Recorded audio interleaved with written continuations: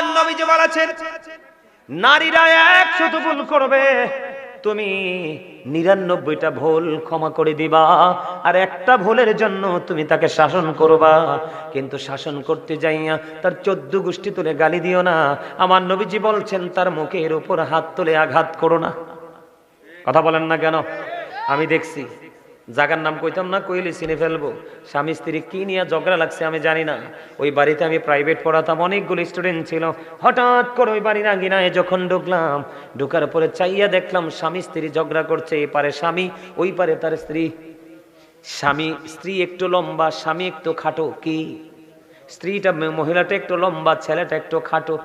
এবার ঝগড়া লাগছে কি নিয়ে জানি না। যখন আমি ঢুকলাম বন্ধু আমার টিউশনি করার জন্য, এবার চাইয়া দেখলাম স্বামী দৌড় দিয়ে অন্য মানুষকে টপকে তার বিবির মাথার উপর লাফ দিয়ে মারে। নাউজুবিল্লাহ বলেন না, আরে জোরে বল না। আমার নিজের সাথে আসে। আপনারা ওই যে দৌড় খেলা দেন নাই, প্রস্তুতি নিয়ে দৌড় দে, আছে না নাই? খেলেন নাই জীবনে? আমার কথা কয় না। দৌড় দেন নাই? আমার কাছে কিছুটা এমন মনে হয়েছে, আমি দেখেছি হাইরে মানুষ তোমরা কতটা বোকা, কতটা স্টুপিড। আমার নবীজির কৌশল তোমরা বোঝো না, এই জন্য দাম্পত্য জীবনে কলহের শেষ হয় না। ঠিক কিনা বলেন? আমার নবীজি বলেছে হুজুর কেন আমি 99টা কেন ক্ষমা করে দিব? আমার নবী বলছেন তোমরা জানো না আল্লাহ নারীদেরকে বানাইছে বাঁকা হাড্ডি দিয়া, তার চিন্তা সব সময় বাঁকা। তুমি যদি এটাকে একবারে সোজা করতে যাও, এটা ভেঙে ফেলতে হবে, তার মানে সংসারে টিকানো যাবে না। আর যদি তুমি এটাকে একেবারে ফেলে রেখে দাও, যত বাঁকা ছিল আরো তত বাঁকা হয়ে যাবে, কারণ তার কাঁধে চড়ে সব সময় কাজ করে শয়তান। জোরে জোরে কন্যা নাউজুবিল্লাহ। তাহলে কি করব না? কাইকে কদমে কদমে বিবির দোষ ধরা যাবে না। ঠিক কিনা বলেন? আরো জোরে বলেন। নারীরা যেমনি একটু বাঁকা বাঁকা কথা বলি, স্বামী যদি তার মন মতো হয়, তার জীবনের সবটুকু তার স্বামীর জন্য বরাদ্দ রাখে। ঠিক কিনা বলেন? আরো জোরে বলেন। আমার নবীজি বলেছেন তুমি যেটা করবে বিবিকে সেটাও তুমি খাওয়াবে, পড়াবে, মিষ্টি আচরণ করবে। ও বন্ধু, স্বামী স্ত্রী যদি 1 ঘন্টা বা কিছু সময়, কয় ঘন্টা? 1 ঘন্টা বা কিছু সময় যদি কোনো স্বামী যদি পান খায় অথবা বিবি যদি পান খায়, আপনি আসার সময় বিবির জন্য পান নিয়ে আসবেন। কোন স্বামী যদি চা খাওয়ার অভ্যাস থাকে, স্বামী করে আসলে রিল্যাক্স মোডে একটু চা বানিয়ে দিবেন। কেন বললাম? বাস্তবতা। আমার নবীজি বলেছেন কোন স্বামী স্ত্রী পান, দুধ, চা, কফি যে এটাই খাও, 1 ঘন্টা বা কিছু সময় খাইতে খাইতে স্বামী স্ত্রী যদি মিষ্টি আলাপ করো, প্রেমময় আলাপ করো, আমার নবীজি বলেছেন 1 ঘন্টা বা কিছু সময় যদি করতে পারো, তোমার আমল নামায় 1 বছরের নফল ইবাদতের সওয়াব দেওয়া হয়। জোরে জোরে কন্যা সুবহানাল্লাহ। আরো জোরে বলেন না সুবহানাল্লাহ। খবরটা কি খারাপ লাগলো? আরো জোরে কোন। আমার দিকে তাকান। আমাদের দেশে 2টা 3টা বিয়ে করে এমন পুরুষ আছে না নাই? কথা কন না কেন? আছে না নাই? আসেনি? খেয়াল করেন, পুরুষরাও যে দুষ্ট, পুরুষরাও যে বেয়াদবি করে, নারীরা অসহায়। এত বছর বেড়ে ওঠা জায়গা ছেড়ে শুধু একটা পুরুষকে আপন করে ঘরে চলে আসে রে। কেমন করে তুমি তার কলিজায় আঘাত দাও, কেমন করে ব্যথা দাও।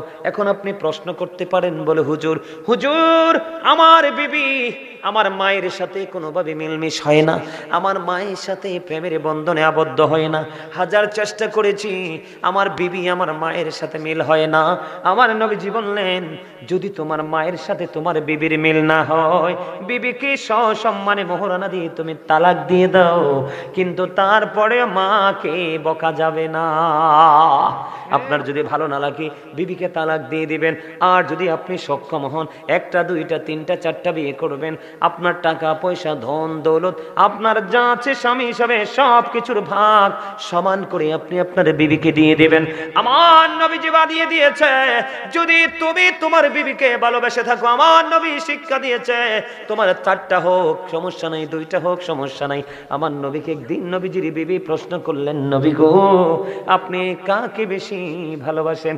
আমার নবীজি খেজুর দিলেন, ও বন্ধু আরেকজনকে দিলেন, আরেকজনকে দিলেন, এমনি করে করে সবাইকে খেজুর দিলেন। দেওয়ার পরে বিসি যখন পালানোর পরে বন্ধু জানতে পারলেন সবাইকে আমার নবী সমান ভালোবাসে। জোরে জোরে কন্যা সুবহানাল্লাহ। বন্ধুরে আমাদের দেশে একটা সমস্যা হলো, দ্বিতীয় বিয়ে করার পরে প্রথম বিবির খবর নেয় না, আছে না নাই? আরো জোরে বলেন না। স্বামীরা কেমন বলে বাটপারি পড়ে বিবিদের সাথে। এপারে যদিও বেঁচে যাও, ওই যে বলেছিলাম ওয়াইদাল কুবুরু বুসিরাত আলিমাত নাফসুম মা কদ্দামাত ওয়া করাত। কবর যখন ওপেন হয়ে যাবে, আপনার আমার জীবনে কে কি করেছে আর কি করেনি সব বন্ধু আমরা দেখতে পারবো, জানতে পারবো।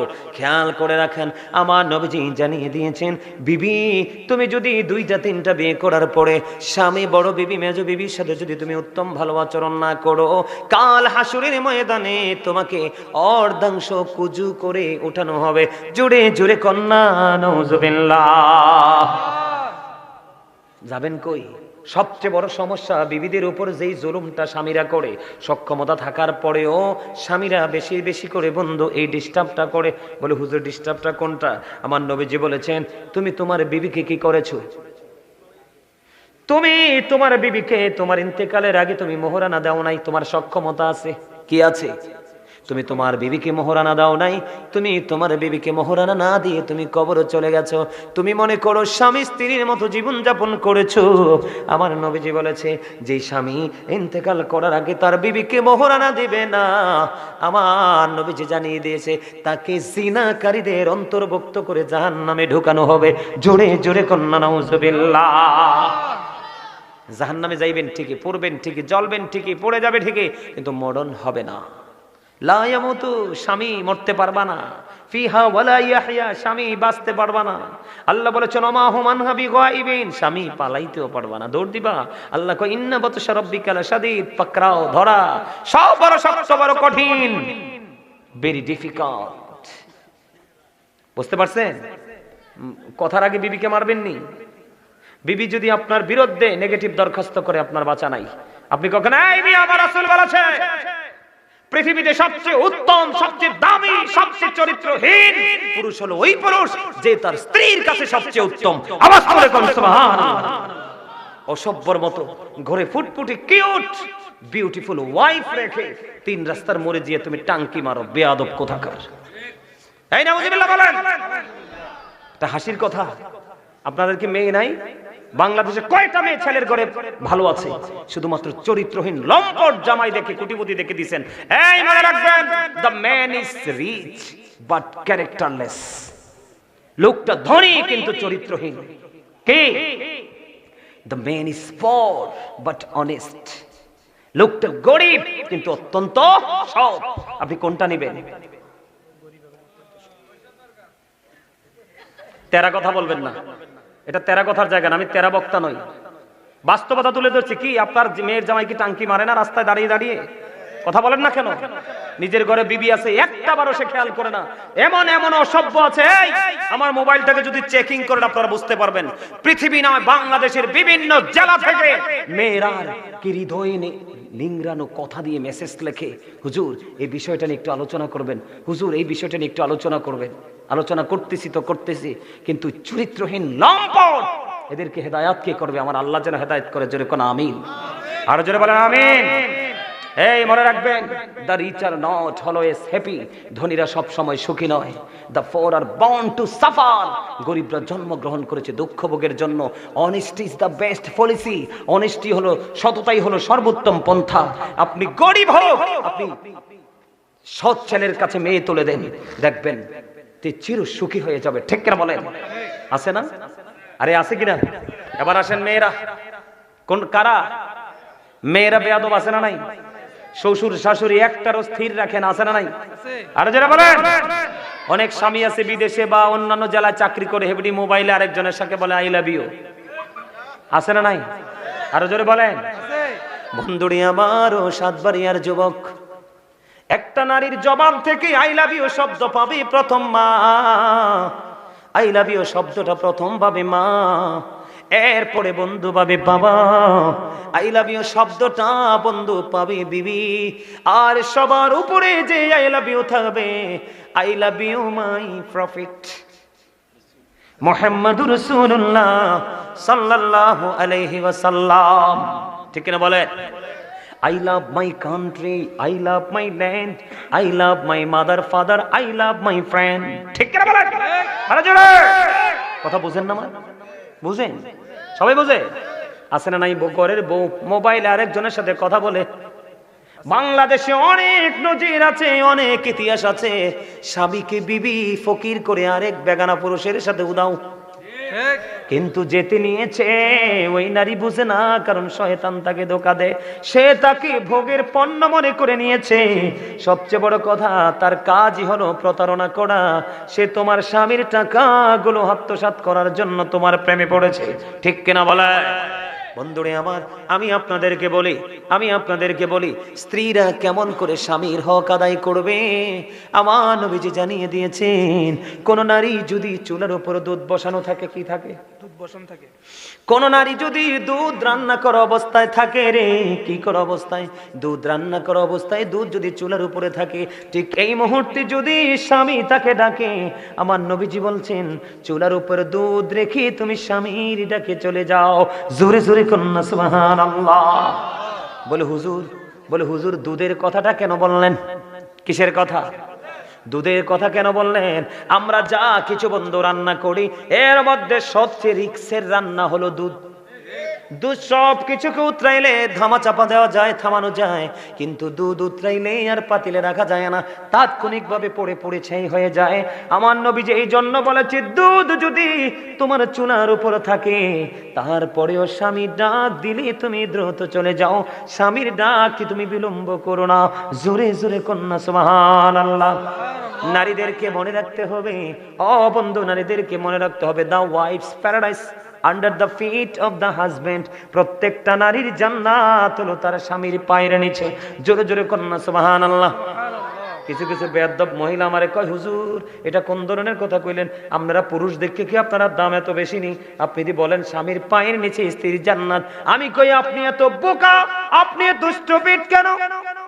মূলত বন্ধু স্বামীর পায়ের নিচে জান্নাত নয়, মূলত জান্নাত হলো স্বামীর সন্তুষ্টিতে।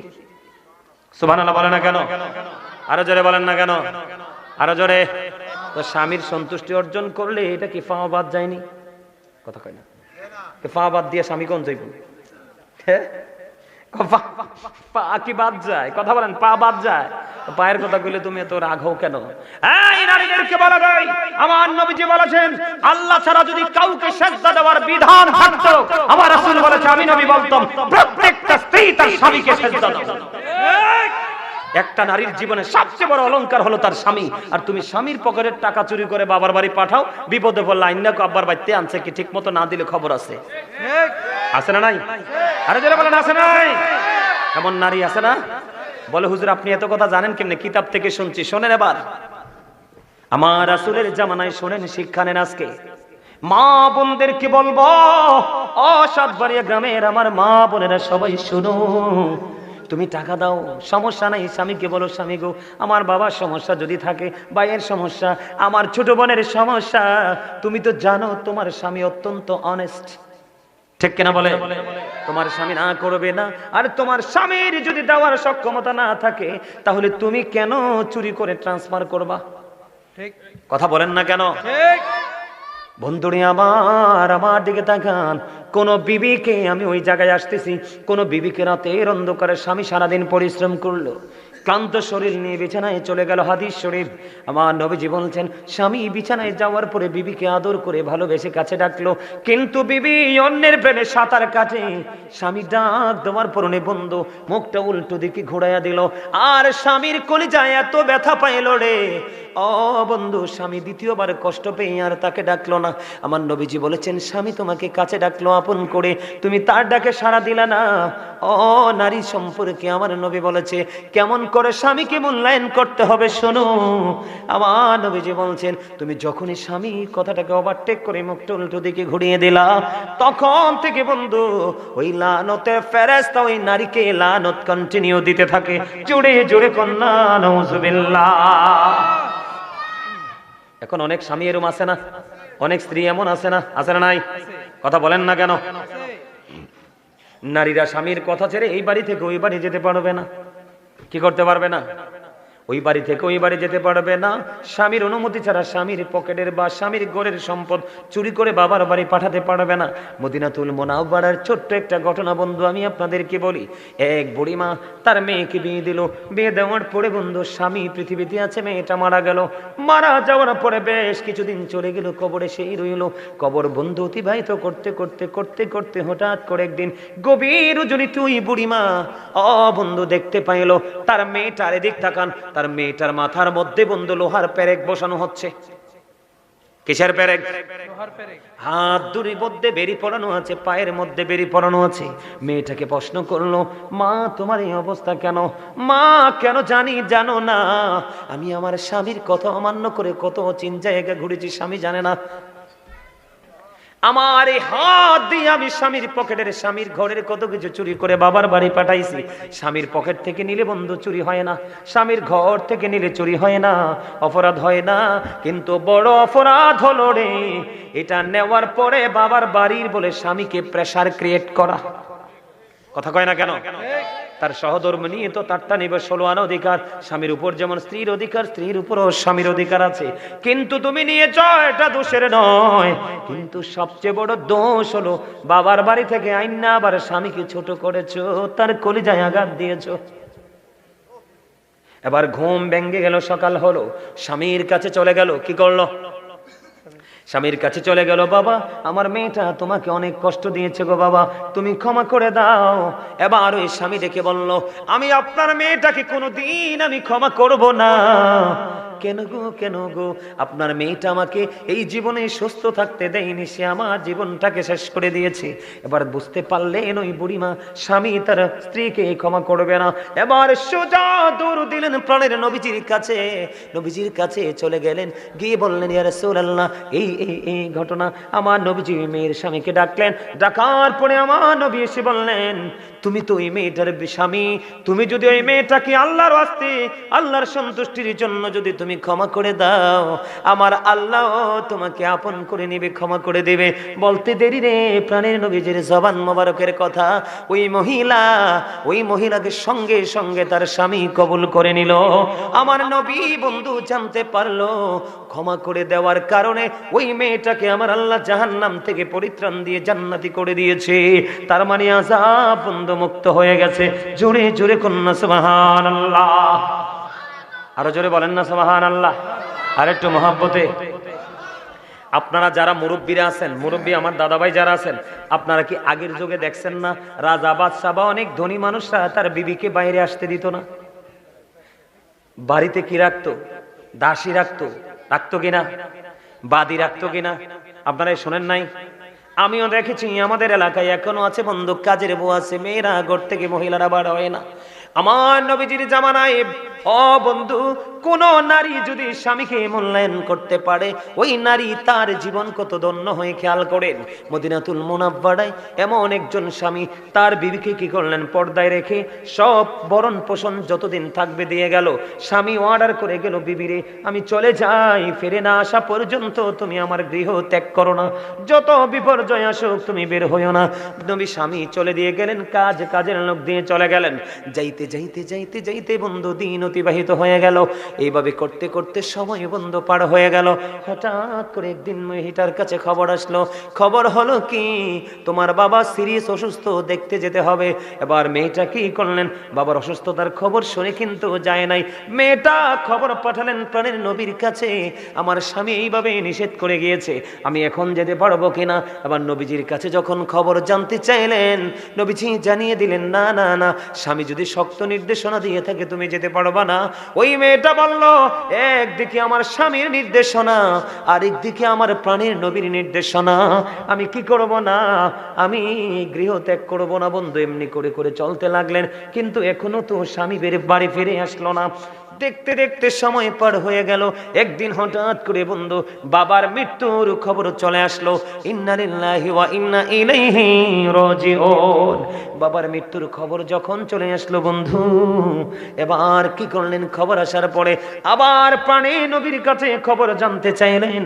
আমার নবীজি খবর পাঠালেন, না না না না না, বাবা স্বামী যদি না চাই যেতে পারবে না বন্ধু। মেয়েটা যেতে পারলো না, বাবার কাফন দাফন হয়ে গেল। এবার রাত যখন হয়ে গেল, আমার প্রাণের নবীর কাছে খবর চলে আসলো, হাবিব হাবিবি গো, আপনি জানিয়ে দেন, ওই নারীর কাছে খবর পাঠিয়ে দেন। একদিকে যে সে কোরআন হাদিসের প্রতি মূল্যায়ন করেছে, কারণ সে তার স্বামীর কথা মেনেছে, আর একদিকে নবী গো, আপনি নবীর জবানকে মূল্যায়ন করেছে, আপনার কথা মেনেছে, স্বামীর কথা মেনেছে। এই মেয়েটার এই তাকওয়ার কারণে, প্রেমের কারণে, মান্য করার কারণে আমি আল্লাহ তার বাবার সমস্ত জীবনের গুনাহ মাফ করে দিয়ে আমি তার বাবার জন্য জান্নাত বরাদ্দ করে দিয়েছি। আপনাদেরকে বলে দেয়, কোন স্ত্রী যদি মারা যায় কি করে? কোন স্ত্রী যদি মারা যায়, স্বামী যদি বিবির কথাটা মনে করে একটা ফোঁটা চোখের পানি ফালায়, কয় ফোঁটা? নবীজি বলেছেন একটা ফোঁটা চোখের পানি যদি কোনো বিবি মারা গেলে স্বামীর চোখ থেকে একটা ফোঁটা চোখের পানি পড়ে, আরে আমার জীবন সাথী চলে গেল, আমি একলা কিভাবে চলবো, একটা চোখের পানি যদি ফালাতে পারে, আমার নবীজি বলেছেন ওই নারীর খুশনসিব, তার জন্য জান্নাত বরাদ্দ। সুবহানাল্লাহ বলেন না? আর জোরে বলেন না? এখন আপনারা মনে মনে বলবেন, হুজুর হুজুর গো, এখন তো মেয়েও বেদ্যব, জামাইও বেদ্যব, কি করব? যেটা হয়ে গেছে হয়ে গেছে, আমি অতীতকে টেনে আনবো না। তবে আজকে থেকে আমি আপনাদেরকে বলে দেই, মেয়ের জন্য ভদ্র ছেলে, ছেলের জন্য ভদ্র মেয়ে, নামাজি ফরেজগার কর্মটা ছোট করলেও এমন ছেলে মেয়ের সাথে প্রেমের ডুরি লাগাইয়া দিবেন, স্বামী স্ত্রীর বন্ধন হবে অত্যন্ত মধুময়, তাদের মাধ্যমে সন্তান হবে অত্যন্ত ধার্মিক। জোরে জোরে কোন ঠিক না ব্যাঠি? আরো জোরে। বুঝতে পারছেন আমার কথা? বুঝতে পারছেন? আল্লাহ আমাদের সবাইকে বুঝদান করুক। সকালে বলুন আমিন, আরো জোরে বলুন আমিন। ও মারে মা খাইছে না, তুই আমার কুদুর কইলি না যে টাইমটা তো জাগিতেছে, আমরা সারেন না কাওয়াজটা, আর চলবে না।